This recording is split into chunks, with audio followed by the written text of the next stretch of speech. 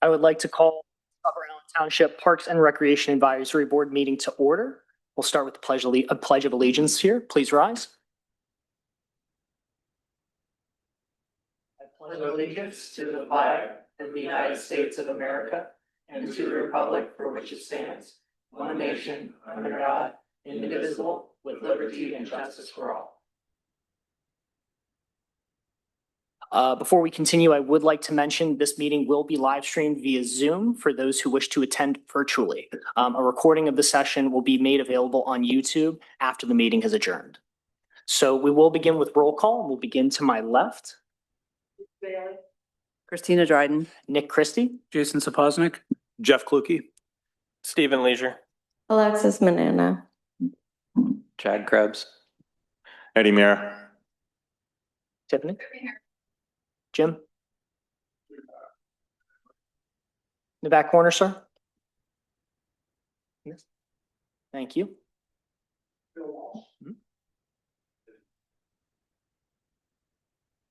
Thank you. We will also start with the approval of the minutes. Are there any changes to the minutes from our previous meeting? I looked for minutes earlier today. Are they posted?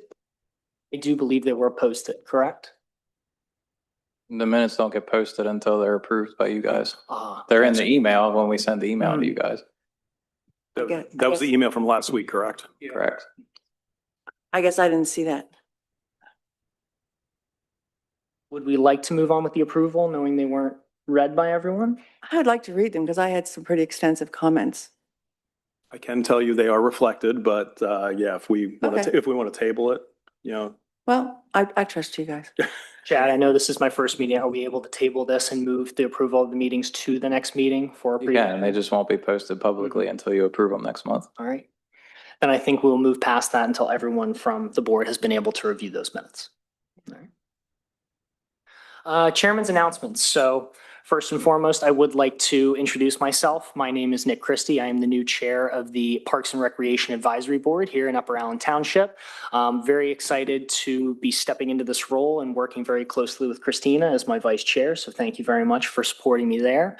I would like to say that, working on this board for the past 3.5 years and working with Jeff Williams, it is something that is sad to see him leave. And I know that he did a lot of work for the township even well before I was here. But I am looking forward to stepping into this role and hopefully continuing to continue that fantastic work that he had done and continue to hear from the community and hopefully, continue to help support our great parks and recreation that we have within Upper Allen Township. As we continue, I would like to mention that was last Wednesday that there was the Peyton Walker Foundation AED donation to Winding Hills. That was an event that I was able to go and attend, which was fantastic. There is an AED that was donated to Winding Hills Park. This is something that is top of mind for me. As I was growing up, I was a lifeguard. I had worked around a pool, and especially within our town, there were a lot of times to where there were folks that needed AEDs, needed first responders very quickly, and they didn't have access to that. So knowing that we have those AEDs available at places like Winding Hill, like Fisher, and Friendship are all fantastic to know that our residents have quick access to that. So very excited there. Those are all of my public comments for now. I would like to move in now to our chairman's recognition of visitors. So our commissioners, Eric Fairchild. Hello. Just wanted to report that we had a meeting at the Mechanicsburg Pool this morning. We have kind of a joint committee of some of the commissioners and council members. And Tiffany was there and Chad and the borough manager. So we took a really good look at the pool. I'm hoping maybe Tiffany can give a little update on the pool as part of your presentation and whatever comments Chad has. But it's encouraging. I believe the visitors this year are as good or better than last year. And the change in food policy, they're not operating the concession stand, but allowing people to bring their own food in has apparently proved popular. So, just wanted to mention that's in process. I did have some additional comments about Generations Park, but I'll hold that until after the reports until the end. So, I thank you. appreciate that. Yeah. Thanks, Eric. And I will apologize. This is my first meeting as chair. I've already made my first faux pas. We were supposed to have our public comments next. So Eric, I appreciate your report. I apologize. We're going to open it up to public comments. Not my best. Is there anyone here that does have any public comments they would like to share?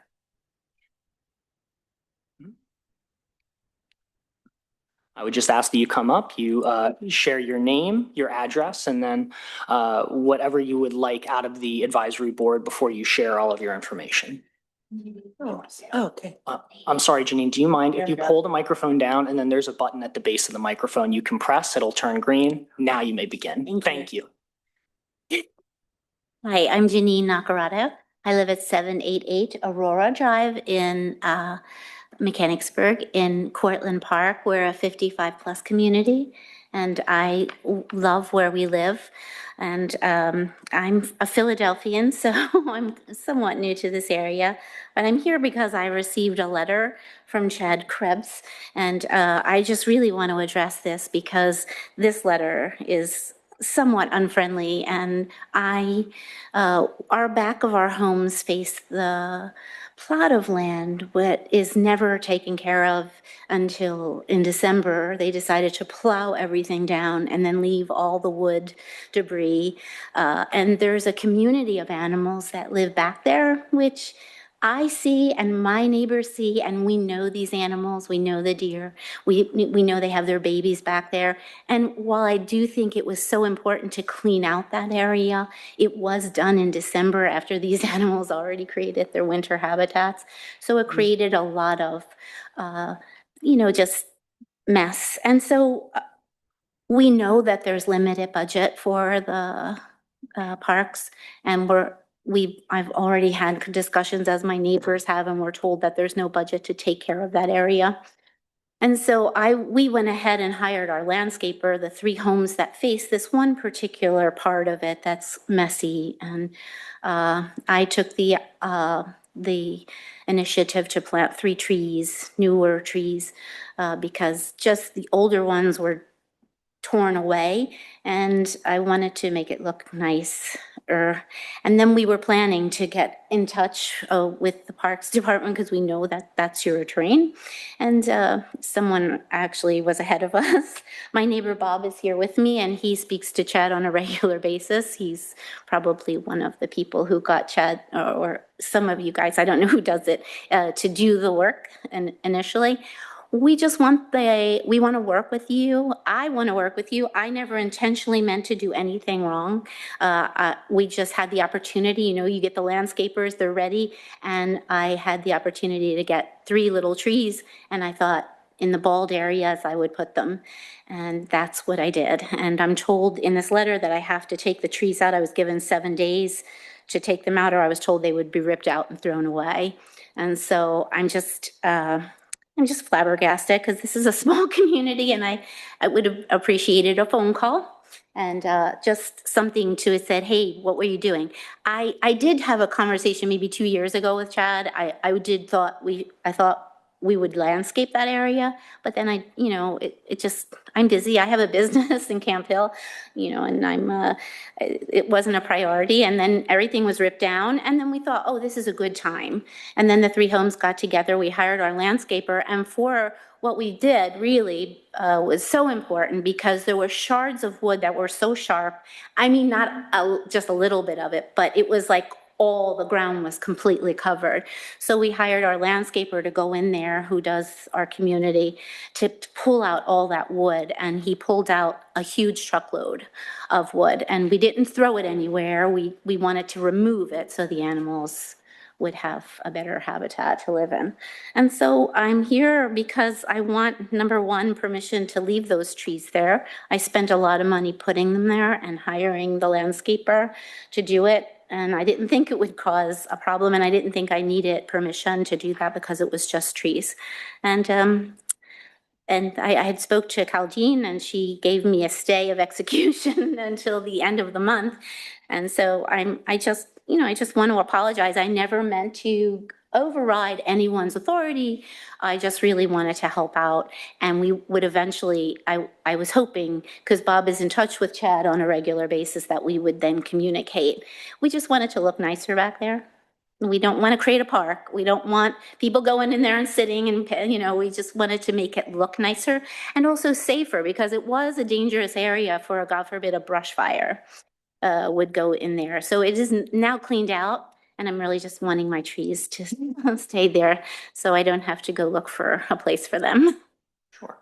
I appreciate you sharing. Thank you very much. I Yeah. know Chad has the map pulled up. Chad, do you want to go ahead and share as well? I'd like to just give a little bit of backstory on the property and how we came to where we got to. So I outlined Whining Hill Park South on the map here on the property mapper. The section we're discussing is this area back in here under the PPL right away and the backside of Cortland Park homes. So prior to Cortland Park being put in and developed, we had no access to this area. This area was cut off by the creek. The shooting range for the police area is right down here.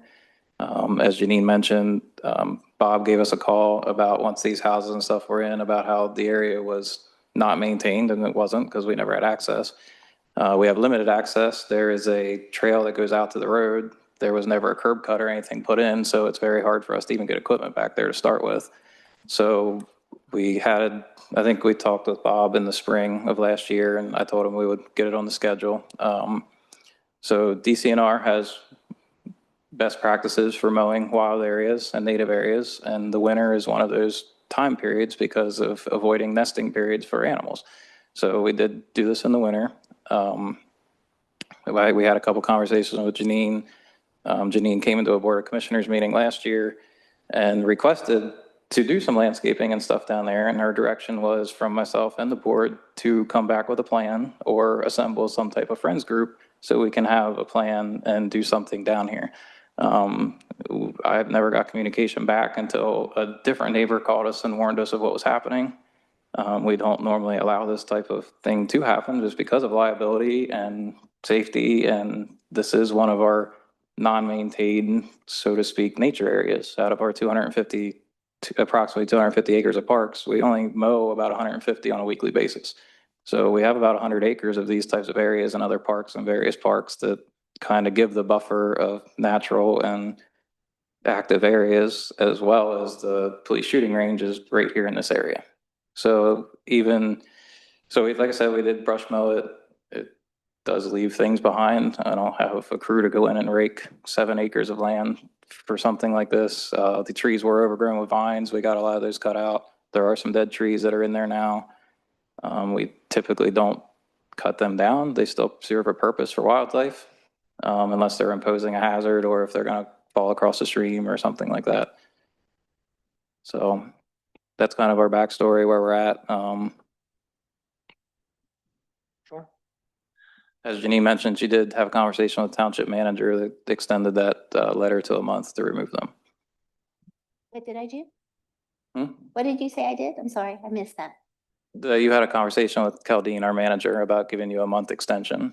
Yes, I did. And so Caldine said I could wait till the end of the month until I came to this meeting and brought this issue to you. And so other neighbors are gardening that area. And I don't understand. Heather Heim and her husband, they garden right in front of their house. Other people on the other side, they garden this same area, and no one reports them. I mean, so we just wanted to look nicer. I don't want to have anyone be upset with me. I only wanted to look nicer. And the last township meeting I came, I was so nervous talking to everybody, and I don't know, I don't even remember what we said, except I left. It's a truth. And then a woman came after me, and I'm not going to remember her name. She's new on the board. And she came after me and she said, Janine, we want to hear from you. She gave me her number and I was in touch with her, and she promised me we would get a group together. But the last time I heard from her was March. And of course, I wrote her and then never heard back from her. And she is the woman who was newly elected to the whatever other board is here. I have her name on my phone, but Jennifer? That might be Jennifer. Jennifer, yes. Jennifer Clark. And so we, you know, and that's really it. And so again, other people are gardening the little plots in front of them, and they're doing mowing on a weekly basis. And we paid our landscaper to go in now and mow some of the weeds because they're kind of getting unruly. And he was warned that he should not go back into that area. And we've already paid him and he wants to finish his job and we would like it just to look nicer. And so we just want you, you're welcome to come to my home and sit on my patio and look across. It's just such a beautiful area and we have such a rich amount of wildlife that goes through that area that I just want it to be safe for them, but also a little more aesthetically friendly to our neighbors and neighborhood.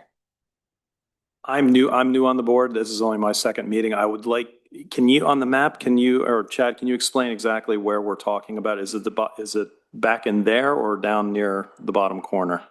Where his pointer is. Okay. Yes, it's right in this little area where there were these beautiful vine hutches where the deer, they bed down in there and they're no longer there. They were ripped out. And then all the wood chips, the vines, everything was just left. And so that's why we paid the landscaper to go in there when we had the chance. I didn't think we would get in trouble for that, but apparently we've made some people upset. And as far as other neighbors reporting, I can't even explain that. We're only trying to do something good. And so I'm hoping, that these trees are allowed to stay. Obviously if they're not, I have to find a home for them, but they are beautiful and they were just planted like not a month ago maybe. And so I don't know if they'll die if I remove them. Can I say Nick, if you something? don't mind, if I have a few more questions. Yeah.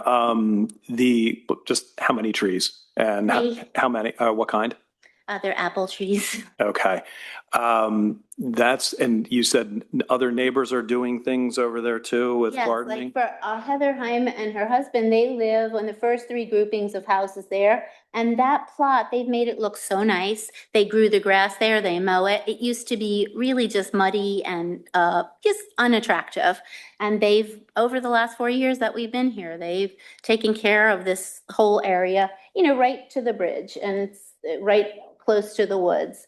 You could even see the little path there. You see the patch of green? Mhm. Yes.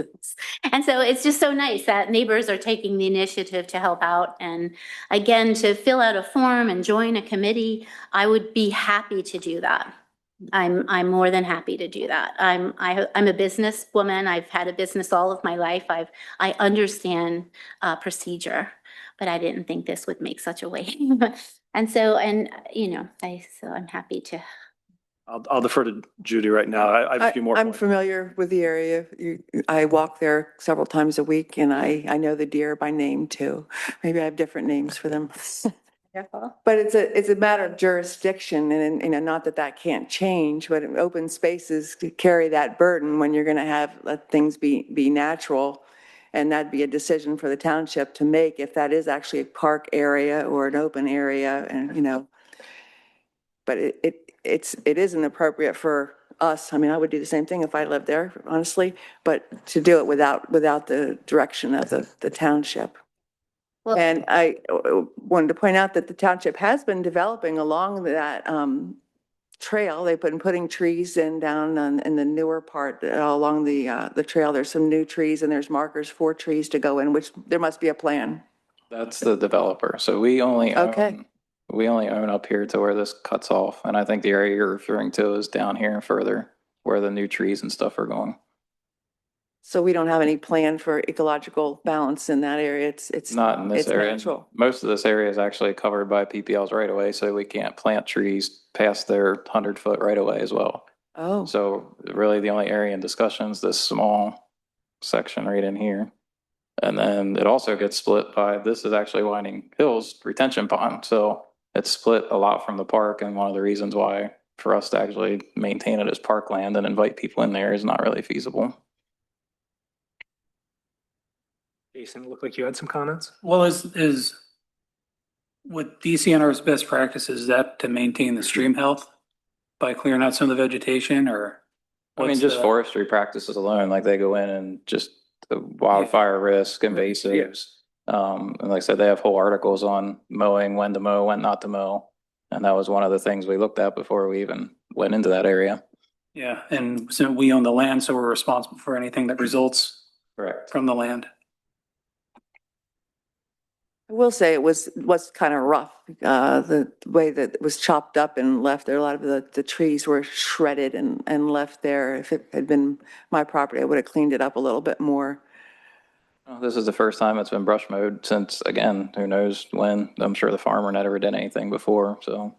I mean, we try to get into these areas on a couple year rotation. Like I said, we have over 100 acres of areas that are like this, so we don't mow them yearly.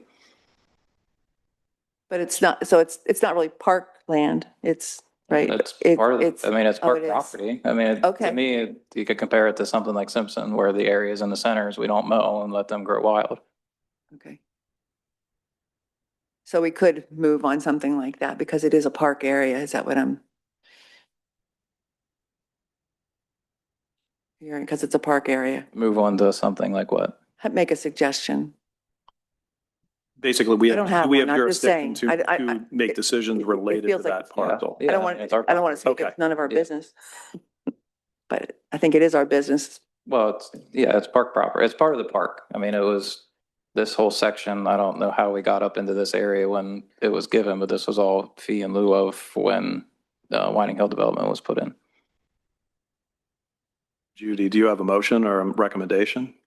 No, I just wanted to know if we have any, right to say anything, because if it's not park property, I wouldn't think we'd have anything to say. But I mean, in my mind, this goes along with us. We've talked about like a friends group to have, as you're suggesting, an organization that would, with authority, make some changes there and make some contributions to the ecosystem that's there. I know there's birdhouses in there and there's a weather station, and I enjoy all those things too. You mean in Lower Allen? Are you talking about? Oh, and in your area there's, There's birdhouses? yeah. I've but never seen that. It's, but On the I'm other just side of saying. Winding Hill. Oh, on the other. Yeah. Yeah. Oh, yeah. Yeah. And so that, it would be wonderful to create, I would love that if we can create a group, I would easily help out and I would easily donate whatever gardening, or landscaping and work with Chad and fill out forms and if we can make a plan. I actually do have a little plan, but I never executed it because,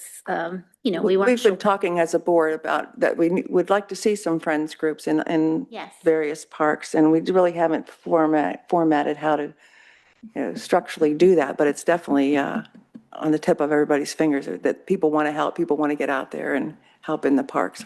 Especially when it's in front of your property, you don't want someone from another community coming in and telling you what you have there. You want to be able to landscape it or plant it the way you see the nature, because it would be nice. The deer used to have kind of like a wall of mess that was there, and they ran through that area. And now it's a very different landscape, and they still come over, but it's, there's nowhere for them to do their, whatever they used to do. And so it's just so beautiful. And Caldine had said that you have roughly a month for us to resolve this or address the trees. She told me I had the end of the month but come here and plead my case. And then whatever you guys decided, I would have to come. Okay. Could I add to that? Please. Please. What I did say was that she had a few more weeks to remove the trees. Okay, I just wanted to clarify that. Oh, yeah. And that she could come and speak with the parks, at the parks meeting, which we did talk about, but it wasn't to save the trees to stay. It is still remains as township property and unauthorized plantings, which then would become our liability and responsibility moving forward. And we don't want to encourage the public to be in that area right next to the gun range, the shooting range, and also where it is clearly not a safe area to walk. We have paved areas and planned portions of the park that are open and accessible for the public. That is not an area for that. As far as discussions with the park, if you would like to see additional things, I would encourage her to, maybe talk to her HOA and see if they would accept the trees there closer to the homes. And then, yes, we could go from there. Are you gonna let all the other neighbors rip out the things that they planted too? We're not aware, I was not aware of any other plantings in that area. See, this is starting a trend apparently. That's the thing is that if you're gonna have, like, if I have to remove the trees now, I'm gonna go report all of my neighbors who garden that area. Now, is that fair for me to do? I don't wanna do that. No, of course not. And so I think, I didn't do this with intention to create a controversy, but I was hoping to create growth. And so that's what I'm here for, to create growth and to create an aesthetic that would be pleasing, not for people to go trampling through and hiking. There are already kids who go in there. We have now teenagers from the big housing development on the hill. They ride through, they go to the creek. They're in there anyway. And I think if it was landscaped, I think we can landscape it so that wouldn't happen.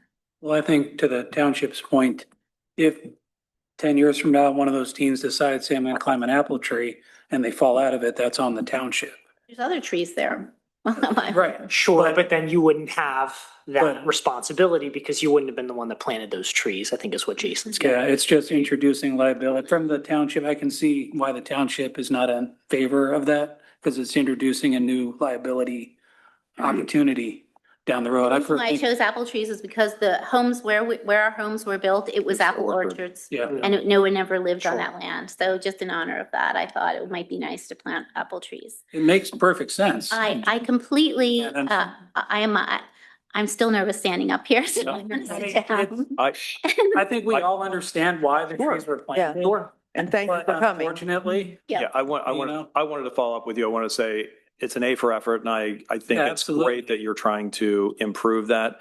The flip side of the same coin, the other issue is if you have multiple neighbors all along there doing different things, maintaining it how they want, putting in invasive species plants, different things, you run into not just a liability, but a management problem and then potentially other issues so a coordinated effort, I think that's the thing we want to try and make sure we're doing. With you. So I So think that's why that, I want to save the trees. yeah, well, I think, and that's the So I don't thing. have to move them. I mean, because they might die anyway, the landscaper said to pull the trees out would probably damage the root ball. How old are the trees? They're little, they're young trees, they're not, we have a barrier around Yeah. them, so no one touches them and they're little, they're that high. The trunk is like this wide. I think from my personal experience, I think those are savable. Those, if we have the ball large enough and we soak the ground, we can save and move those. To Caldene's point, it might be an opportunity for us to move it somewhere within the HOA. But I like the idea of trying to improve areas like that, but it's a matter of us coordinating with the HOA, maybe coordinating with the board ahead of time, just to make sure it's, all conveyed, to make sure that you're not intruding on someone else's property or township property, something like that. And we also have Bird Town Committee here too, that kind of does those kinds of things, that wants to improve areas and keep things wild and more natural areas. So I think there's a lot of commonality you're hearing up here that we want to do the same thing. It's unfortunately, if you have a lot of people doing different things all at once in the same parcel, that's going to cause a problem here. Sure, I agree, but now I have to take 3 trees out and don't know where to put them because you need to talk to our HOA and I'm not a part of that. So I don't know what to do. You can put them on my farm if you want and You have a dig them farm? out. Yeah. I was thinking of donating them to Mount Airy Orchards, but okay, so it sounds like you're But telling me. Keldine, is it appropriate to form like a subcommittee that would look at this area becoming a park or having clear rules? Is that appropriate to have a subcommittee? She's asking, try to organize the folks. Yeah, I mean, the groups of volunteers in the community is always welcomed, as you indicated. How that's coordinated or who they serve under or report to or request things. If it is park property, then it would start at the Parks Board. I believe that's just off the top of my head, so. But again, it would be a request for permission. We have contractors now on township property, and if they get injured, that's on us. Yeah. Yes. And that's not acceptable Right. for me. It's not. You will have to go back. You'll have to let us know when they're going in to remove them. Yes. So you're saying I have to remove the trees? Is that the decision? Unfortunately, yes, Janine, and I'm sorry. I know that you did this in the way that you're trying to Even though we're improve gonna the form a land and make board it and probably nice. plant. If you have a farm, I'll put some. And I think for future reference, we would invite you to come back out to more of the Parks and Rec committees, be part of that friends group to continue to develop the land and create volunteers, and then we can go about Great those idea. changes that way. Yeah, okay, thank you. Thank you, Janine. Nick, I had a question mainly for Chad, and maybe, I don't know if the board is aware. I thought we were going to develop a plan for that area. Like it is We- kind of a buffer. I'm pretty sure it was through email, but we requested when Gene came into it to take that initiative and create a group to come in with an idea or a plan. And we're working with the Chesapeake Bay Alliance across on Tolman Street. There's a steep slope that, needs replanted in something instead of being mowed. So, but I understood the theory of, clearing out the brush and the vines and getting the invasive out of there. But there's a lot of like native, like understory kind of brush you could probably put in there to recreate a Environmental buffer. Action Committee. But we'd have to plan it and budget it. So maybe that'll happen this year. Is that what you're thinking, Chad, or what's your We have no bigger plans plan? for that area now. You have what? We have no plans for that area now. Well, I think you should myself, but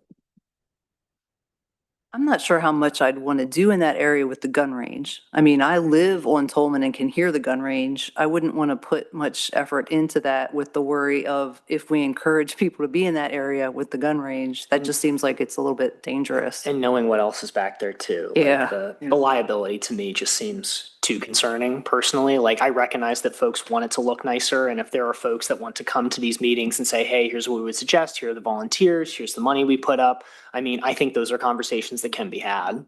Yeah. Haldine? And I would also remind you, when you get the volunteer groups together, that also has to be coordinated with the township because of liability Yes. purposes. Yes. They have to be recognized and added to our insurance policies as well. Okay. But yes, it's great. Good comment. I guess my point was similar to what you're saying, Christine, to plant a buffer that would keep, people out and give a cover for the deer and all Low that. growth type things, wildflowers, things of that nature, palm light, There's like you know, chokeberry, there's a whole bunch of native Pennsylvania plants. something with like thorns to 6 keep the feet kids out of high, there. Create cover and make it less desirable to try to trace through it. Yeah.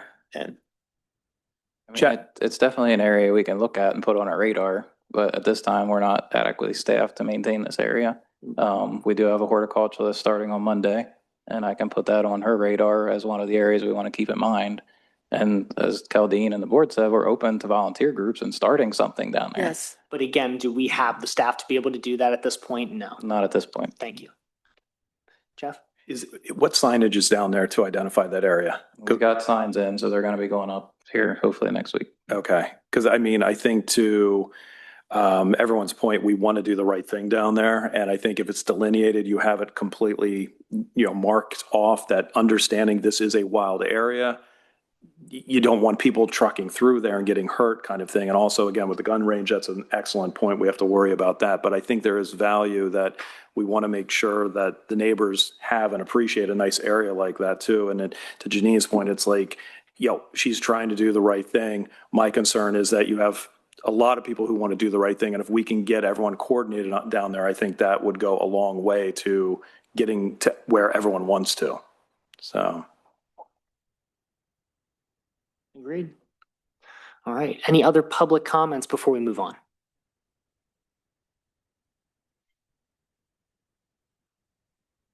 All right. Recognition of visitors. Eric, you got recognized early. Congratulations. Parks Director, Mr. Krebs. Yep, I have a couple of things. So as I mentioned, we have our horticulturalist starting on Monday.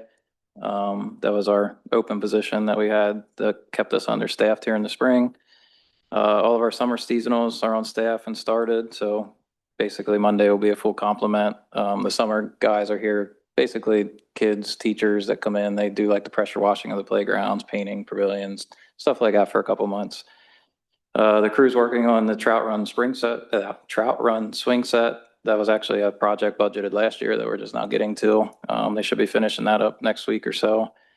And then they're going to be moving on to replacing water fountains out in the parks. We bought a couple rounds of those over the last couple of years. It's kind of an intensive project. All the old water fountains all the lines are buried under concrete pads. So it'll be a little bit of an intensive project to get them replaced, but we have 7 of them to put in. We hosted the CPSI class last month, and myself and Eddie both passed that. So we're certified for another 3 years for inspecting playgrounds.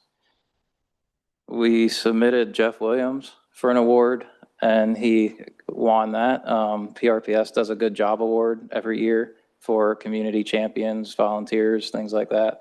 So Alexis, myself, and a couple members of the community wrote some testimony for him, and he was selected. He will be presented that award in Susquehanna Township is hosting the Park and Rec Professionals Day this year. That's July 17th at 6 p.m. I can forward the actual address. I think it's at their municipal building or one of their parks. I'm not quite sure. Not all the information came out on that yet, but that's July 17th at 6 p.m. in Susquehanna Township. One other thing we didn't add to the agenda, but I wanted to bring up that the conversation still ongoing is the e-scooter situation. I did send out, one of the police sent me a draft for, well, it wasn't a draft, it was a newly adopted ordinance in Upper St. Clair, just as something to look at, get ideas from.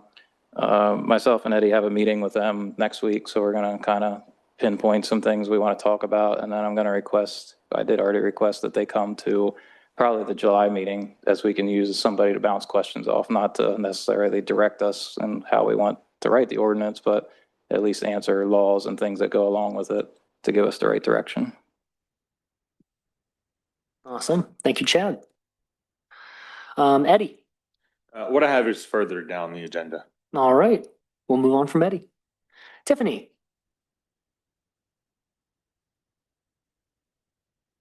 What a great day. It's finally warm. My favorite thing to talk about is being warm. I just told my sister I've had 3 seasons in 2 days. So here we are. I passed out ahead of time just our May program. So it is kind of odd because I report back on the month that completed, right?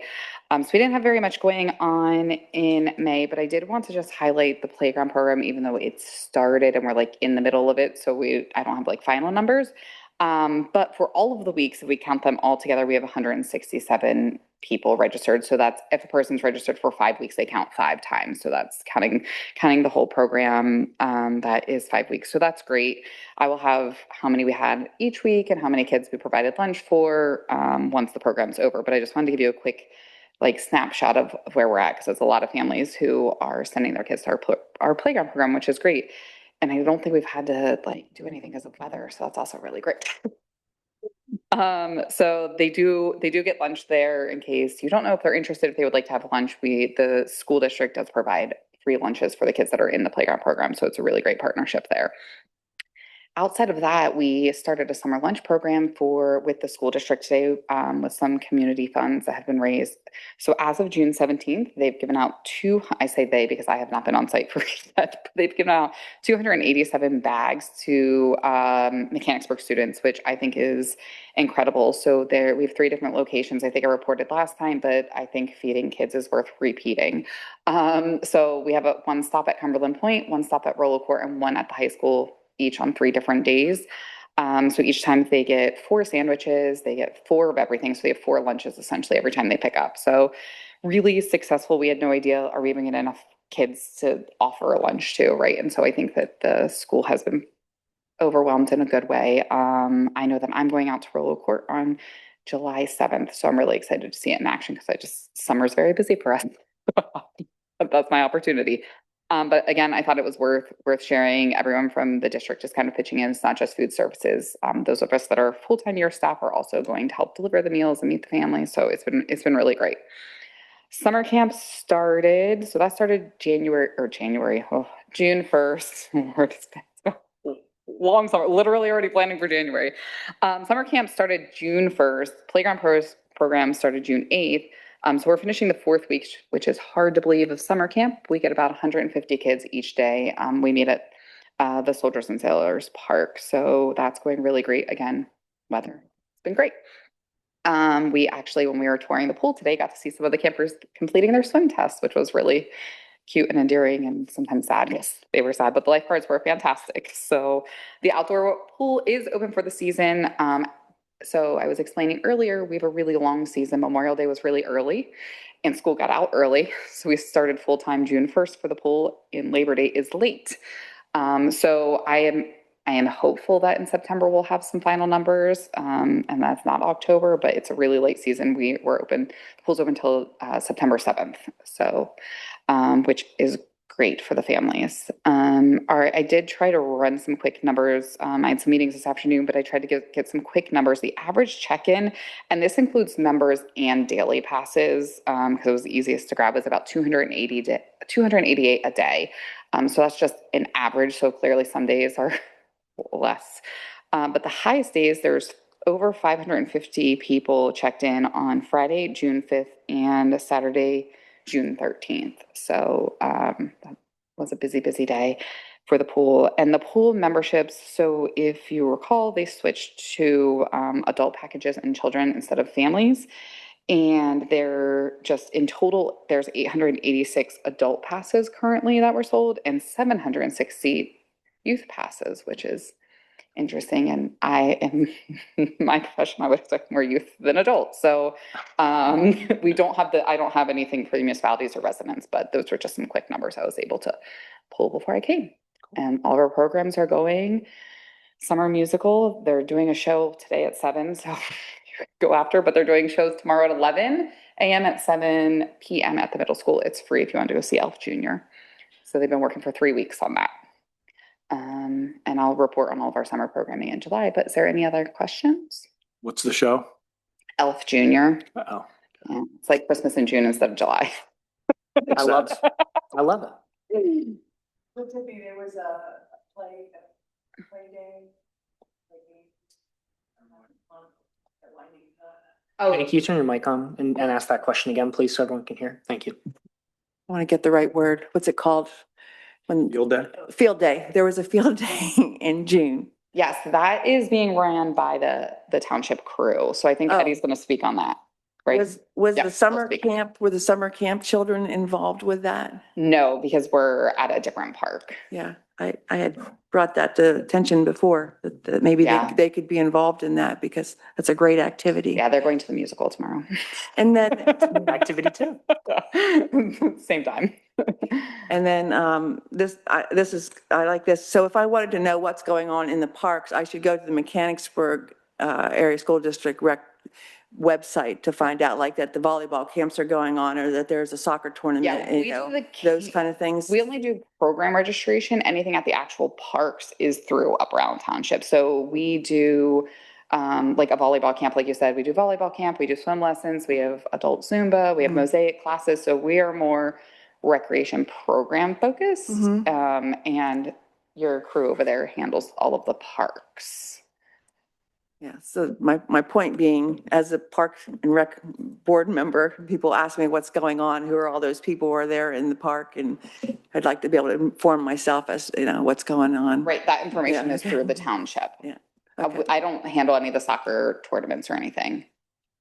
So we do all that scheduling over the winter and send out calendars to the Park and Rec Board to approve in February. We do have calendars on the website, but they only specify like our events and stuff like that. Right. And that's kind yeah. of for a reason because there's literally something going on at every park every weekend. So Yeah. we will lose our event space and event advertising through all of that other stuff that really only applies to the people that are playing the soccer tournament and stuff like that. Okay. Elijah? Yeah.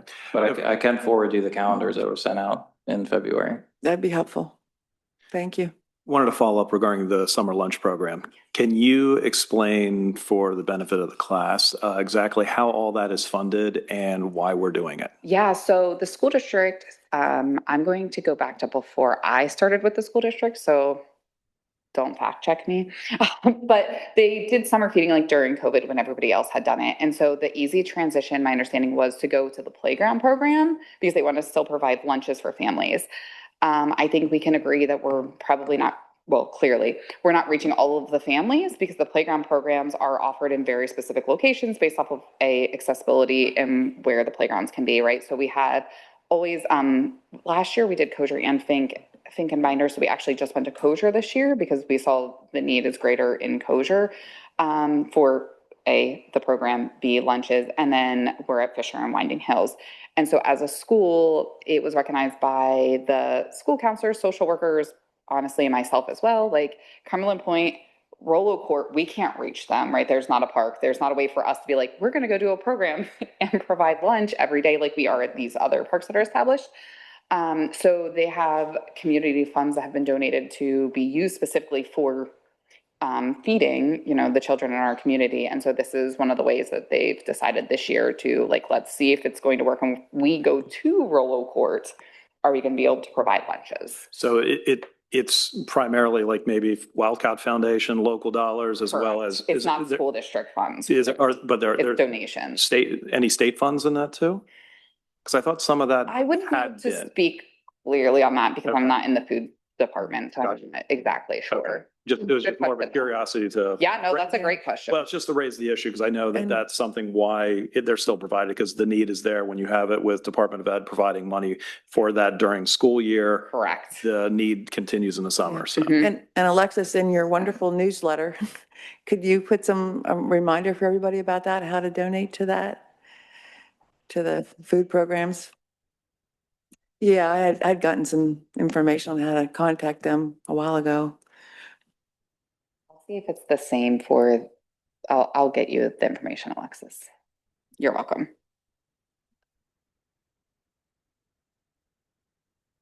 Well, Tiffany, this is all awesome. Thank you for sharing. Yes, I will awesome. say that my wife and I have already been to the pool this year with our 8-month-old. Big fan of the overall experience, not a fan of the water, but we're going to work on it. So it's not your water's fault, but I will share that now. Minute Feet touched water, not happy. And But I was the very, warmest. It's the warmest pool of them all. but your staff's fantastic. The pool looks great. So very well done. Good, good. Thank you. We're glad to hear that. We're lucky. We have a great team. They were fun to watch this morning when we were over there. Any other questions, comments? All right. Thank you so much. Thank you. All right, we will move on to our committee liaisons now. So first and foremost, Mr. Sapoznik from the dog park. Anything to share? All right, perfect. The short and sweet to the point. We love that here. The other thing we do want to talk about is the Bird Town. So specifically, we are looking for someone on this board to be the liaison from the Bird Town committee, knowing that they are a subcommittee of the Parks and Rec Advisory Board. So I think we all kind of have an idea of who that person might be. Jeff, do you have any ideas who we might want to put on there? I have a sinking suspicion. I think I'm volunteered for that. Yes. Volunteered, voluntold, Exactly. whatever it might Yes, be. sir. So No, happily so. That's, I happily sit on that and sit with Commissioner Walsh on that. And we have a lot of good input from citizens. So I'm happy to continue in that role and, liaison between, the board. now, do we need a motion to appoint him to this? Yes. Okay. Do we have a motion to appoint Jeff? So moved. All right, second. Second. All in favor? Aye. Aye. All opposed? Fantastic, Jeff. Congratulations. Thank you. And again, it's the effort of Alexis who has gotten us to this point. So she does need a shout out for all of her hard work behind the scenes. So thank you. Thank you, Alexis. All right, park assignments. I will get us started here. I will say that Friendship and Rose Garden, they are very well attended and used, especially over the last few weeks. Been walking my daughter around our neighborhood in Rose Garden, got to pass by the Rose Garden Park. It looks great, maybe not as well used as Friendship, but still both very well used and well maintained. So appreciate that, fellas. Thank you very much. Stephen, anything from Generations Country Estates or the dog park? Yeah, so I did get a chance to stop by all three. I do have a question about Country Estates. The nets that are there, are those township nets, like the soccer nets, or are those Those are owned by the groups. the groups? Okay, Yes. Yeah, Because- soccer and lacrosse both utilize that field as like practice space. okay, just because they were bent, so I just Oh, didn't know. Was it the soccer ones or lacrosse ones? The soccer ones, looks like someone was hanging on the middle of them. We'll pass that along to them. So that was the only thing there. I went by the dog park. It's actually beautiful. It's actually the first time I've ever been to it. And my son asked me why our dog is not a member there yet. So we'll be on that. And then Generations, I just got a kind of pulled in and quick look at it today, but I'll have more comments kind of with that on the next meeting. Thank you. Judy, can you unmute again, please? Thank you. My mic was not on. My comments are really the same from last, and I don't want to go through all those again. And I've made some suggestions to the chairman, and he's going to address those later about McCormick Park. And the current situation of them, both of the parks is the trash is being picked up by local people, and the fish are swimming in Grantham Pond. Thank you, Judy. Christina. Great. Thanks for the update on Trout Run. I was wondering about the rubber mulch. I did see down at Simpson, the sign that's close to the parking lot that has the glass that you can put things in it. There's one side is actually broken. Yeah. And it's the one that's sort of away from the parking lot, but everything else looked great.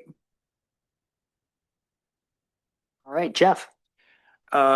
Yeah, starting with, go work in reverse order here, talking about Mount Allen. I addressed some of these points with Chad before, but I'll just say it for the group benefit of the group. We had a tour out at Mount Allen, and I just want to commend the staff on the hard work they're doing there. It's Mount Allen has been extremely well visited with some of the ball field and a lot of young families, and I have personally had a few walks through there and enjoying that. Chad, can you explain some of the effort regarding the spillway with some of the native plantings that you've done for the stormwater there? Yeah, that was done in well, it was done in coordination with the Spring Run stream restoration as well. So they were part of stormwater initiative projects that was planted, like native plantings and the spillway from the parking lot to handle the stormwater from there. Yeah, the plantings that are currently there, I have to commend, they look fantastic. A lot of things are in bloom. The one side though is rather sparse where there's not a lot. Is there a maintenance plan going forward to try and maintain and keep that growing or, reseeded? Yeah, when our new person starts on Monday, that'll be. Oh, okay, fantastic. She's getting a whole list. It's already on my desk. Good to know. Well, and also for, yeah, exactly. And also for maintaining that habitat as well along that area, is there a maintenance plan that she's going to be developing or you guys have in place like to keep a lot of the vegetation? Because there's a lot of, I think Commissioner Fairchild had brought up, chokeberry, certain trees there. I identified a chokeberry that's growing in there and I want to make sure things don't get chopped down because in the zeal of we want to maintain you want to make sure you keep some of those things too. Yeah, we have plans from the engineer with both those projects since they were actual like stream bank and involved with waterways as well as McCormick. When that was done, they actually had contracts on them for 2 or 3 years. It just kind of expired for basically a contractor to come in and eliminate invasives and make sure that things that were planted and growing. So that's kind of something which I didn't touch on too much other than that we are hiring a horticulturalist. We are, well, I just thought we had this idea of having someone that can do trees and plants for a while and we had an opening. So the time was right. We changed the job description. We have someone that has 25 years of experience. So basically we're building a position around these meadows, native areas. And that's going to be her job, basically walking these areas, making sure invasives are out. So she'll be tailored to a lot.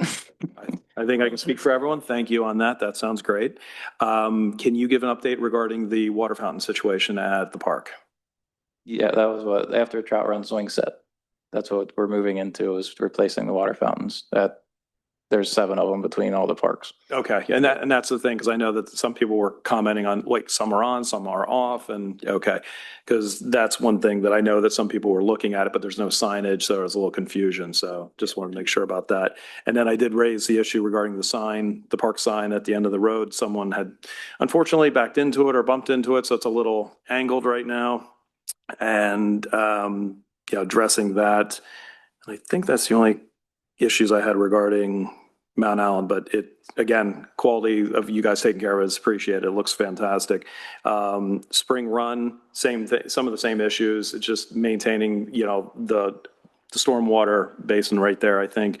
And then I think the questions that we had regarding the other side of the stream, and if you can explain for the class, again, kind of what we talked about before regarding that other area that's outside. Yeah, let me pull it up on the map so it's Thank you. easier to explain. And what I was referencing for the benefit of the board is that in Spring Run, you have the tributary running down through there, and to the left, you have that triangular section that is actually ours, but it's kind of unclear exactly where the line is with the residents and things like that. And then I'll let Chad explain the rest of what is future attractions with this. Yep. So part of the stormwater projects this year and the road contract, the paving contract, one thing that was, I don't want to say overlooked, but didn't really get attention to it when we did the stream bank restoration was this area here that we cross from this side of the park to this little triangle. This area is two probably undersized pipes put in, who knows when, it's failing. There's sinkholes all over it. It's kind of a matter of if and when it's going to collapse. The large storm a couple of years ago backed this whole area up because of that being like a choke point. So we are eliminating this bridge, so to say, out of it with the road paving contract this year and putting in what's called a ford crossing, which is basically just compacted stream bed that we can get equipment from one side to the other, but it's not meant to be an every week type thing. So we were thinking about maybe converting this into like another meadow or wild area where we plant some more trees, plant some native plantings, just to not just let it grow up and have the neighbors mad at us that they have wildlife in their backyard now. So we're going to try to address that the best we can to make everybody happy. We can discuss this area again and maybe even put it on the agenda. It's not really used right now. There's nothing over there. You can't get anywhere. There's a rock bed and trees here to get to Messiah. We did have conversations with Messiah Lifeways in the past about possibly doing a trail from the Lifeways property down to Nittany, which would include maybe putting a bridge back in here. The township isn't really, in our position to spend a lot of money for a bridge just to mow it. So if we can get some buy-in from Messiah or even some money, maybe that would be something to look at as well. But as of now, it's just kind of an unused parcel that we're mowing. And along that line, I'd make a motion that we include this area of Spring Run as an additional, action item for us to consider for any potential project that Parks Department might need, especially in conjunction with the discussions that Messiah has. We might be able to, combine it with a trail aspect to connect, further down the line, which would make a lot of sense and a lot of bang for buck if we can do that. Yeah, 100%. I think that makes a lot of sense. I mean, at the same time, could we just add it to the agenda without a motion and kind of work through those problems, or do we need a motion to add it? I didn't think we did. Just curious. Add it to the agenda? Yeah, to be able to talk about it in a later meeting. Yeah, we can just I add think it. this is just something, hey, we'll put a pin in it. That's a great note. Yeah. I think that's something we can definitely revisit, but good call on that. Thank you guys for sharing. So other than that, then the other aspect is Aspen, which we had talked about before, and I raised this at the last meeting. Just, it's well maintained. It's a nice open space. We have had discussions about, are there other opportunities to utilize this park in a different way? Because it's a great open space.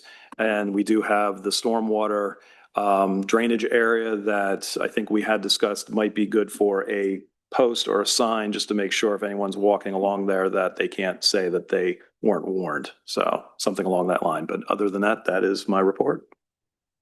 Thank you, Jeff. Jason. So, I stopped by Kosher and I was surprised to find a skate park there.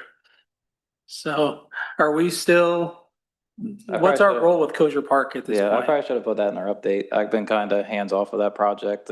They kind of, part of our agreement has been separated out of that. So that's not ours to maintain in the agreement. The skate park, but the rest. Correct, yeah. Okay. So we still have the park, but we don't have the skate park to maintain. Okay. And one of the reasons was the fear of vandalism, because we have more vandalism out there than any of our parks combined. But anyway, it is pretty much done. I don't know if they have a grand opening date scheduled yet. I can reach out to them for sure and figure that out. But I did see it the other day. And There's a gentleman using it today. Yeah. he moved the fence out of the way and enjoyed the skate park. So, Like any good skater would. yeah, I was not surprised at all. And his buddies were watching. They were all, and they were not teenagers. We're talking 30, 40-year-old, Those are the guys who are going to start, Yeah. Yeah. like going That back to makes the rebel sense. days. And so funny that, we talked about the e-bikes. There was an e-bike cruising through Miller's Crest and a couple of kids, 2 on one of them at Fisher, rolling around at a high rate of speed in and out of people. And so that was kind of frustrating and topical. Miller's Crest was fine though, other than the bike going through the center of it, the lawn, the grass looks great. Everything was just mowed. The gate works like it's supposed to, so no one's been riding on it lately, so that was nice. At Fisher, I noticed that some of the wheel stops are getting busted up and moved out of the way, and concrete chunks and, just Some of that happened opportunities from for, our construction too Yeah. down there in the spring, so. yeah. But other than that, the park's in good shape and the fields all look nice. That went midday today and it's still a ton of people, not a lot of kids, but just people. So good job on that, guys. Thank you, Jason. Appreciate it. Dan is not here, but I will speak on his behalf for Winding Hill. I've been there quite a few times over the past few weeks. Still looks fantastic. Lots of summer camps out there. I know soccer's out there doing a few camps as well. Fields look great, and that new green space still looks really great as well. So great job on Winding Hills, both north and south. Before we move on from park assignments, knowing that Jason is kind of our dog park appointment liaison person, I would like to make a motion that maybe we move the dog park off of Steven and over to Jason, knowing that's going to be something you're going to be working with often. Jason, is that something you'd be comfortable with? Any notes there? If only the button would work. That's fine. Yeah, I'm fine with that. And Steven, you're all good with that as well? Yes. Do I have a motion to accept and move the dog park down to Jason's park assignments? So moved. Second, Second. all in favor? Aye. All opposed? Fantastic. Great. Jason, another job for you. All right, old business, Grantham Park update. Yep. Okay, so the Grantham Park update. The commissioners approved the second phase of Grantham Park.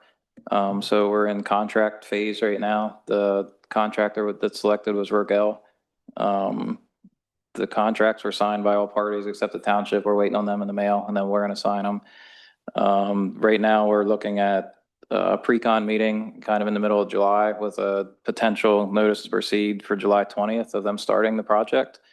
This is the trails, the stormwater, and parking lot improvements. With the amount of activity that's going to be at that park, we're proposing of closing that park for the duration of the construction. It is a 120-day contract period, but it doesn't mean it's going to be a 120-day project. Just depends on whether things, we'll know more in the pre-con meeting. We left the park open when we rehabbed the pond. They were focused on the pond area that you could access the playground. The new project has. It's tougher when you're doing walkways and things like that. So we are proposing closing that park for that duration of the construction, and then once So it's you want to open, close the playground too? I think we have to. I mean, they're going to be digging the trails right up to it, and there's going to be open excavation right next to it. That playground's fenced in, so the only access point at the gate, there's going to be open trenches. And they're redoing the parking lot, so there's not going to be anywhere to park either. So, I mean, I think it's a short-term inconvenience for long-term solution. And I agree, but at the same time, you're not looking for anything from us now until you have that meeting, correct? correct, and Yeah. I can update in July what our final decisions and stuff are and what the contractors are willing to take on risk. I mean, they're going to have to, if we do leave the park open, they're going to have to fence all these open excavations, and so we have to discuss that with them as well. And you're talking about adding more time to that if you start fencing those off. Right, so we'll get a gauge on how long they're gonna take and what their thought process is, and I mean, it's not saying it has to be closed the whole duration. I mean, while they're doing the stormwater basin or something, or we can save near the playground for the last part, and it might only be closed for a couple of weeks, I don't know. So I'll have more information for that then. And then our plan would be basically once the park's open, have a grand opening, allow fishing again. I mean, we're pretty much at the point where the fish are big enough, but with the construction coming so soon, I mean, we're just gonna kind of let things go. Okay. Is there any assessment of the size of the fish and the number of fish that are surviving? I mean, just us Planned. looking at them, we haven't had anybody like come, and there's a lot of undergrowth, which is actually good. They have places to hide. Walking around, you can definitely see schools of them.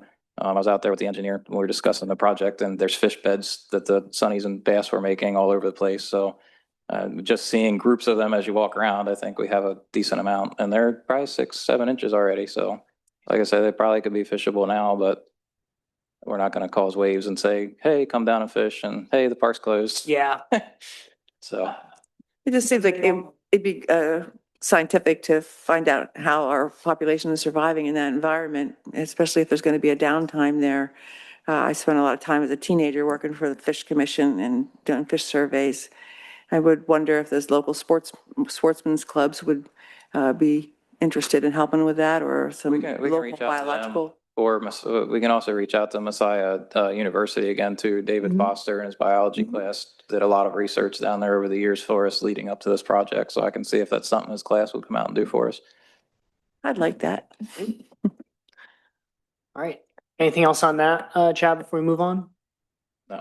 All right, fantastic. Events and activities. Eddie, I do believe this is. Yeah, I have one thing before I hand it over to Eddie. We discussed the art contest the last couple meetings. We got about 12 submissions. I'm not sure any other municipalities really got any. So at the end of this meeting, if I can borrow you guys for 5 minutes to look at them, they're going to be in the back room that we can look and maybe judge. And we're probably going to just turn it into an internal thing because I don't think any of the other municipalities got anything. So we're going to discuss some prizes or something to give out. Cool. We did. There's some, as you'll see, there's some good ones. I mean, we're going to most likely present all of them somehow, whether it's on the website or maybe Fall Fest, we'll hang them all up. So. Awesome. Good project. Just a couple of quick reminders here. Treat Tuesdays was off to a great start, other than yesterday when it rained all day. Food Truck Fridays. Yeah. Food Truck Fridays is this Friday. Once again, 8 trucks, 5 to 7 p.m. at Winding Hill Park North, and music as well by 2 of Kind. Field day is tomorrow from 11 a.m. to 2 p.m. or we'll have 2 food trucks there, a couple of skill stations, some yard games, and a water balloon fight at the end of the event. We're looking to hopefully have a better turnout than last year. The Facebook post or the event on Facebook has gotten quite a few hundred, a couple hundred interested people on it. 450 to be exact. Nice. So we're hoping that's a nice turnout tomorrow. The day's looking like it's going to be pretty warm, so we'll see what comes out of that. That's pretty much all I have for now. All right. Thank you, Eddie. Excited to hear how field day goes. Fundraising. I think our last meeting we said we really didn't have much from this, correct? Yeah, we don't really have an update as far as like policies and things that we want to do. That's something we're definitely going to try to work on here. It's kind of on the back burner with our busy time right now. But I do have an update with fundraising as far as the Fall Fest. So far we have fundraised $17,500 that we have donated for the Fall Fest. So a couple items that's going to cover, that covers the inflatables, the laser light show that we're looking to do, and the petting zoo that we have come in. So basically all of the amenities are covered by donations. Wow. The only thing really we have cost wise is renting lights and porta potties, and we have the fundraising open. We're not really staffed to go out and knock on all the doors. So it's out there. We just got another one yesterday. So it's not to say the whole event might not be covered by the end of the year. Wow. That's incredible. Cool. All right. New business, McCormick Park Holiday Weekend. So, do we want, Judy, I know you kind of had brought a lot of this to our attention. Do you want to kind of start and share what you're seeing at McCormick so we can get a better understanding of what's going on there? Well, I did some more talking to the local people down there and with vendors for porta potties. And we came up with 3 suggestions. We're right up against the holiday. But the toilet are always, we have over 200 people there, over 200 cars last year. And so it's reasonable to provide some facilities as a municipality for that many people being in your park area. So the suggestion has come up to have 2 porta potties for the weekend. And they would have to be on the creek side, on the park property, but they could be bolted to either a piece of equipment from the township or some cement blocks that would be brought in, but so that they would not tip and not, not leave them there because it's a sort of a trial. Daily trash pickup would be a good benefit and certainly reasonable, and regular patrols from the police. I know they do regular patrols, but the local people are not seeing that. And if there was some kind of acknowledged that they're going to come a certain time and they're going to be in certain areas, it would be helpful for when things start to get rowdy down there. One of the neighbors said that they come, but they sit on Ford Farm. And that's not, amongst, but I also have seen them, they ride their bikes. They're in there too, but some type of a expected relationship there that they are going to be available. I think that would get us through the weekend in a better stead than we have in the past. I shared with the board a video that was done last year, 4th of July, showing the cars parked on both sides of the road, all the way down, the porta potties in Phil's front yard and other places. And I don't think we as a township want to do that again this year. Do we have costs for that suggestion by chance of what that would look like for the It's 30 township? Well, Steve could probably tell you specifically, but it's $30-some a day to get the porta potties in. I buy them for another park. And then what about Maybe daily trash there's a pickup? township price, Chad, because they are used to dealing with you. Yeah, I mean, when we bring them in for events, it's $400 or $500 because they charge delivery, pickup, and that's Oh. for 2 or 3 of them, so. Oh, I bought some from Walters for the entire summer for $360 for the entire summer. Well, the entire summer, they Yeah. charge monthly, only $30, $40 because you have it the whole summer, but when these special events come up and we call for them, I mean, they're $400 or $500 for the weekend. And then what about trash pickup? Because you had talked about that too. Do we have a budget for that? I don't know what that would cost if that would be township employees doing that. Okay. And then daily police patrol. This is something that, Chad, I guess I would defer to you because I'm new to this. We can ask the police to go and patrol, but I don't know if there's an additional cost there. And also I would defer to you on the trash pickup as well, Yeah. both bandwidth and cost. So trash pickup, I mean, we did kind of, with the heads up for the meeting, we did kind of look into seeing if some contractors will be available. Not saying that township staff can't. I mean, we're already pushing overtime with a lot of our employees during the summer. So there would be a cost with them, or plus having somebody that wants to volunteer to come in on a holiday weekend is going to be difficult. So we did look at like contracting possibly. We didn't get prices for that yet. Either way, I mean, just a rough guesstimate, $1,000, $2,000 for a weekend for everything. For everything all in or just for trash? I'm sorry. Probably everything, I would think. I mean, our staff is like 3-hour minimums when we call them in. So each day it'd be a couple $100 buying the porta potties. So $1,000, $1,500 for the weekend. As far as police, their stance always for anything that we request them for is they serve the community. So if they have open time and staffing available, they go to these not problem areas, but high impact areas.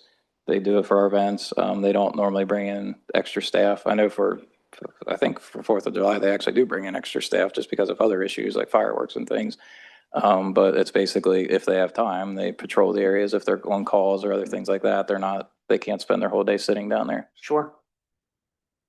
Unless it's a cost that they want to bring an officer in for overtime, which I don't know their costs.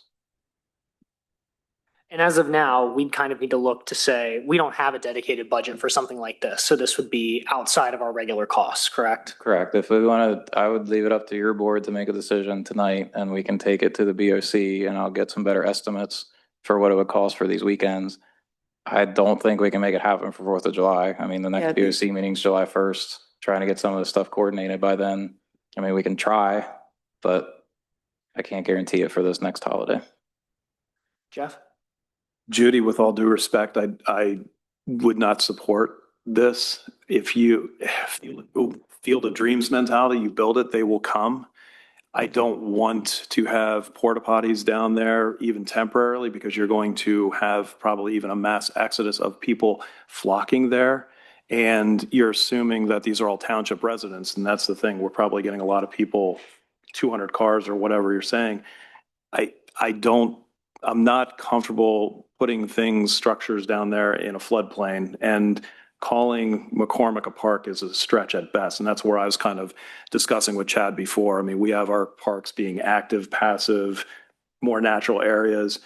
And again, we don't have them defined active, passive, because usually when you're doing nomenclature related to parks, it's like it can be active and passive in both. But calling McCormick a park is a stretch at best, in my opinion. So and again, we don't have it budgeted right now either. So I empathize and I agree because I grew up down around there. I understand the traffic. I understand all of that, but we don't even really have designated parking.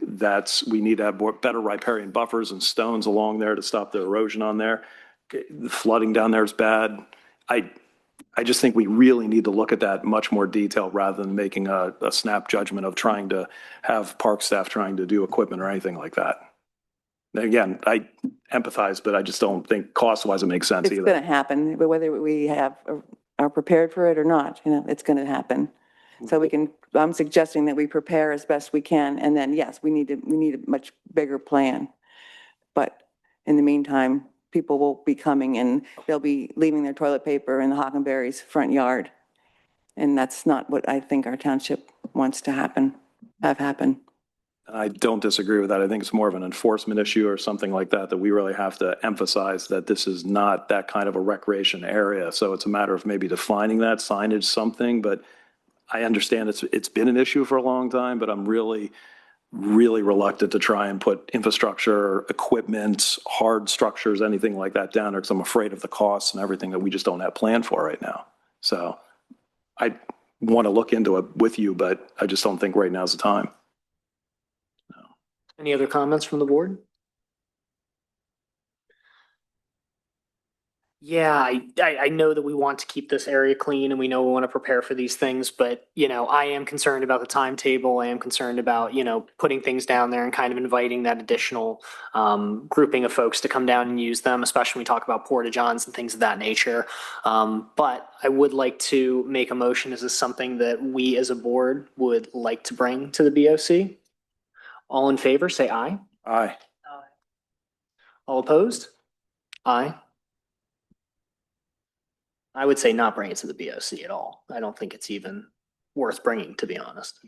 Not to bring it to their attention to address it. To say that we should bring this to their attention to investigate more. And say, hey, we want to look at the agenda Gotcha. for that. Shall we redo this again? Yeah, I was gonna say, I apologize. I didn't understand the motion. The idea was, the motion was to determine if we wanted to take this a step further, bring this to the BOC and look at specific costs. Is that correct? Yeah, I would ask you guys that you make a motion to request a budget increase to bring these amenities to the park for the holiday weekends. So the motion would now be to request a budget increase to bring these to the park for that weekend. Or maybe not a budget increase, but an out-of-budget expense, sorry. An additional expense to the motion- the department. To request an out-of-budget expense for parks. Is this just for Labor Day that we're thinking one time, or? I mean, Judy may have a better idea, but I was thinking probably Memorial, Labor Day, and 4th of July, those 3 weekends. They're the big ones. My understanding is that we've tried this in the past and the trash cans get overflowing and then just, I've been to hundreds of parks. Some have nice, like Winding Hill. We've got dumpsters and trash cans and regular stuff, and others don't have anything. And that's where you pack out what you pack in. And I think that's a philosophy that works well for a lot of people. And, holiday weekends are what they are. So we got 3 big weekends, that's $10,000. Worst case scenario, but that's what you have to do when you budget for something like that. What's the worst thing that could happen? Could we try like education wise Or put something. signs And to Signs aren't say? even up. There's no And, signs yet. we kind of joked about park rangers, and that's not what I'm talking about at all. I think if our police had volunteer community officers or summer, temporary, whatever, that were, you know, just some way, there's some way to get more visibility in our parks. And that's one of the conversations, part of our meeting and recommendations from last meeting of, Yeah, again, like you said, maybe not necessarily park rangers, Yeah. but possibly Docents. having a part-time staff member I mean, that when has, I grew up, we had volunteer police community relations officers, and they went all, they had the post training, they did all the everything, but they weren't, yeah, you know, and the community resource officers things. something in They're a that thing nature. that don't have the authority, but have the will to call if something major is Yeah. happening. Like they can be the bad cop and so far, but they can't write a ticket. All right, we have a little bit of something from the audience here. Jim Cochran, just a suggestion for the holiday. I know that Monaghan Township on the other side of the bridge posts police temporary no parking tapes. Why don't you do that to the whole one side down there on the park? So you say it's parked both sides. If people can't park on the one side, you're going to have less people there. Or they're going to have to find someplace else to park. But I do think it's very dangerous when you have them parked both sides. And maybe if you put no parking tape down there just for the holiday weekend and have the police patrol it and give tickets, maybe that'll keep your numbers down for you. Thank you, Jim. Thank you. Along that line, Chad, what's actually the parking designated, delineated along McCormick? I mean, are there designated parking spots or areas for that? And what's There's stone areas that people park in. The other side of the road, I may not be 100% sure, but I know there's no parking signs on that side of the road, but I don't know if they go the whole way down because I know there's a fence like on the Hockenberry's property, and I can't remember if there's signs on that part of the property or not. Yeah, as a department though, as Parks Department, is it defined how many parking spots you guys have assigned to McCormick? Like I for, mean, at one or point, is it just, or just wherever people can get space along the creek there? at one point we were looking like at redoing that area as having defined spots. And I mean, we estimated 60, 70 cars could probably fit in those stone lots that are there now. So just kind of an idea, but again, that's a guesstimate of like measuring it and saying a car is 20 feet long. But the point is, we don't have it that defined at all. Okay, all right, thank you. Judy, what are your thoughts about the potential police taping of one side of the road to help reduce the traffic? Sounds like a good idea to me. Chad, what would that look like from our side of things? Is that something we would ask the police to do? Is that something that would take Park and Recreation or Upper Allen Township staff time? I mean, we'll work with the police and make sure we're doing what we need to make it work. I mean, obviously it's not our property on the other side of the road, but we do have right of way. So I don't know Okay. how that goes. So this is kind of a TBD. It might even not be able to something we can Right. be. Like I said, we have a meeting with police, Tuesday? Okay. Tuesday. So, I mean, I have all this stuff jotted down, so we'll try to, and I can email the board before Mhm. 4th of July too, just to maybe. And then maybe we'll bring back what it finalizes as in our July meeting. Jeff? Well, I think along that line, that'd be great, because to Mr. Cochran's point, if you want to try and have this addressed and to address Judy's concerns, it would have to be something enforceable. So I think if the police were engaged, that would give us a lot more leverage to address any kind of trash, burning, waste issues, especially if prevent the problems in the first place, especially if it is taped off and marked by the police or signage, something like that. That will go a long way versus the Parks Department saying, oh, no parking. They're going to ignore that. So I think it can go a long way if we can coordinate with the police department on that. That would be a help for all the residents and commissioners to address that too. Chad, do you have some kind of signs that hadn't gotten put up, right, for littering or Yeah. the take it carry out in or and carry something? out. We'll have them up before the 4th of July weekend. That's good. Yeah. That's good. So knowing that, did you have something to say, sir? Please. Go on.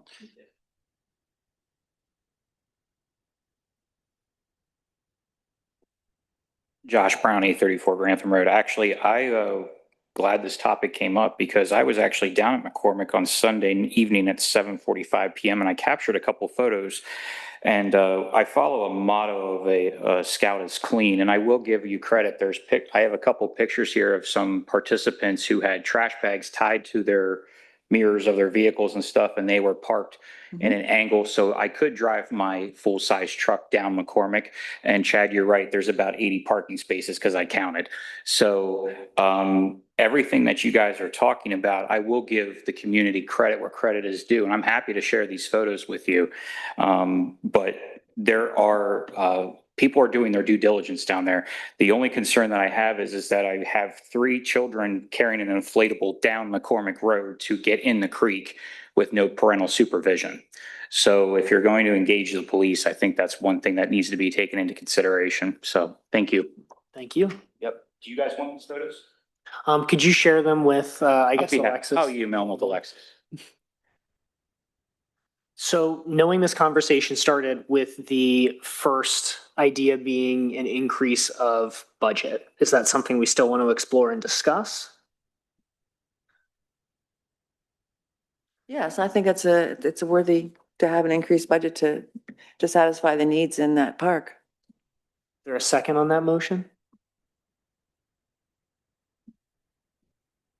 Judy, I'm sorry, I think you're the only one who is in favor of pursuing that, but I think that we're going to be able to at least try the police tape this year, see how things go there, and ideally if we have that conversation with the police and things go well, but right now it doesn't seem like we're going to be pursuing. And we can keep the conversation open. I mean, if we try the police state for 4th of July and it does something, does nothing. I mean, we have, again, it was going to be a rush to do it for 4th of July anyway. So it's something maybe we can be better prepared for Labor Day as our trial run.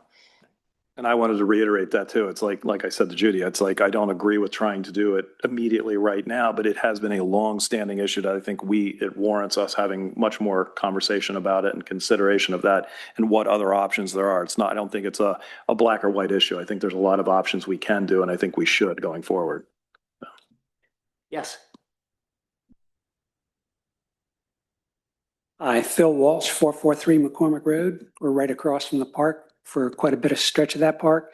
As far as the police tape goes, we'd have no problem with that at all. I understand there's a right of way, but as far as we're concerned, I think it's a great idea. Let's give it a shot. Also, if you want to extend to the police, and I've mentioned this to them before, that they're welcome to park in our driveway if that is of any help, just to kind of keep an eye on things, because that's kind of where the core of where things happen during those few weekends. Thanks.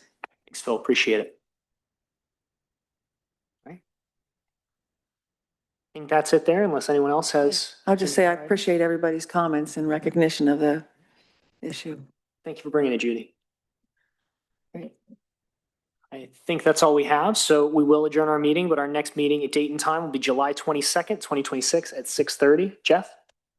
I think Commissioner Fairchild had a question or a comment regarding generations. I have Just a something couple too. comments Please. about Generations Park, and it actually ties in with the budget discussion you've just had. In 2 months from now, the board, the commissioners are starting the 2027 budget.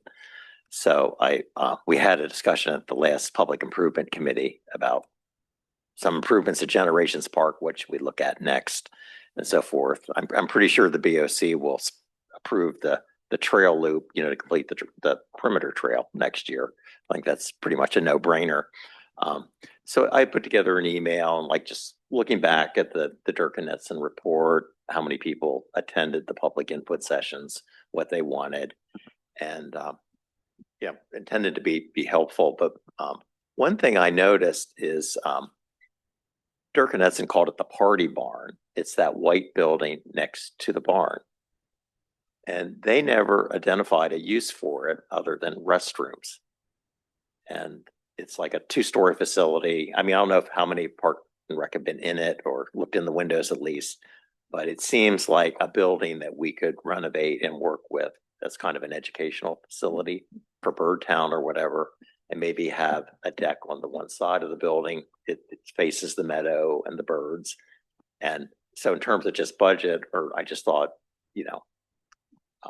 I didn't know if Park and Rec would support that or not, but we'd have to bring in the right experts, or maybe Chad could be involved more, just to get estimates for next year, if that's a priority. And then we had learned, there is no public water or sewer at the park. It's out on Lisburn Road. It's 1,000 feet away.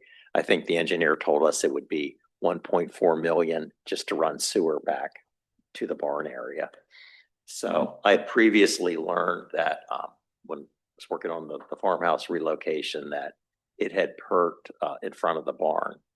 So we could perhaps create a proper restroom in the party barn, or also known as the man cave.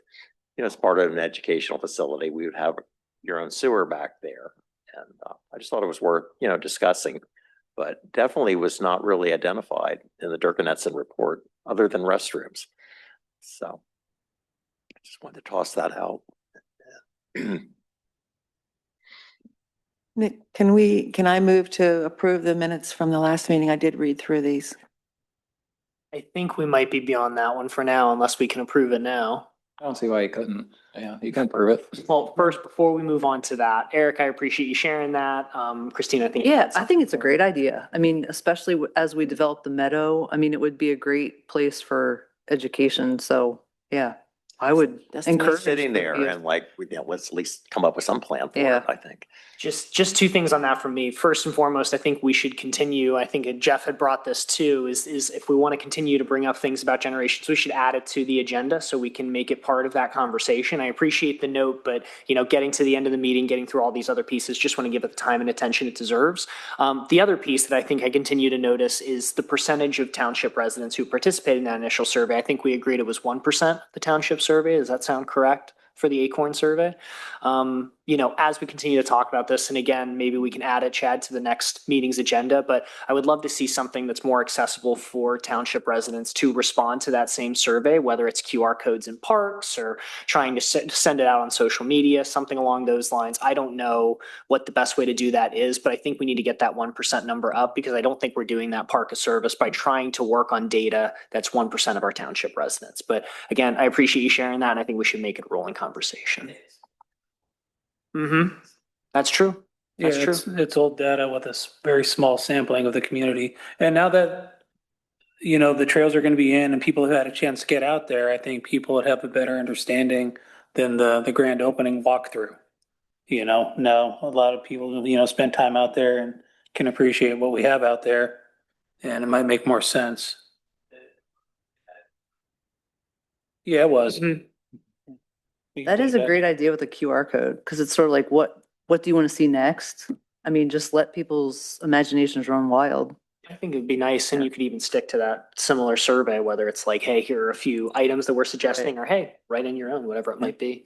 And along that line, I was at the Public Improvement Committee meeting that day, and the one thing, Chad, if you can reference also, not all this is happening overnight also. Explain how the trail, we approved the trails, we're going to have that investment. How long is the time frame for that? And in addition to all the other things, because we have time to discuss these things, correct? Yeah, I mean, it honestly all depends on the direction of how the park's laid out. I mean, the original Dirk and Etzen plan was 15 to 17 million. So, I mean, that's years and years of either budgeting money or getting grants, whatever the next steps are. We do know the next trail system is about $1 million to complete the rest of the outside loop. Just to make comment from the public improvements meeting, we do have our engineer updating that quote for budget. And we also have him looking into adding a restroom. And then we're also looking at the structure of the buildings there too, because there hasn't really been much down there. Haven't had the staff to go down and paint the barn if it needs it. So we have some people coming in looking at that just to make sure that's all safe and sound. So my recommendation is that we put it back on the agenda, maybe even meet out there through the next pre-meeting or pick a time if the 5:30 doesn't work next month, because a lot of you haven't been here for when we first started looking at this park and stuff. So we can go down, go through the buildings, go through the party barn that Eric mentioned, just to give everybody a feel of what's actually there.